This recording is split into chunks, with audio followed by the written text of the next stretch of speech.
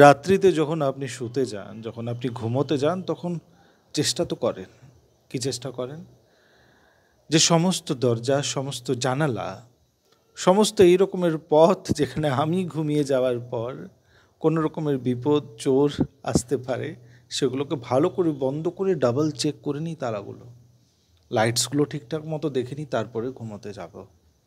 কেন করি এরকম?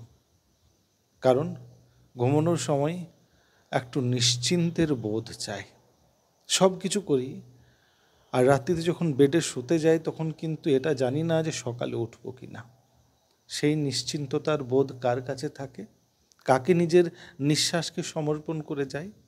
তালা তো নিজে দেখে নিলাম, দরজা তো নিজে দেখে নিলাম, লাইট তো নিজে দেখে নিলাম, কিন্তু এই শ্বাস প্রশ্বাস যেটি চলছে, বাবা লোকনাথ বলছেন, সেটা কাকে সমর্পণ, কার ভরসায় রেখে আমরা শুতে যাই?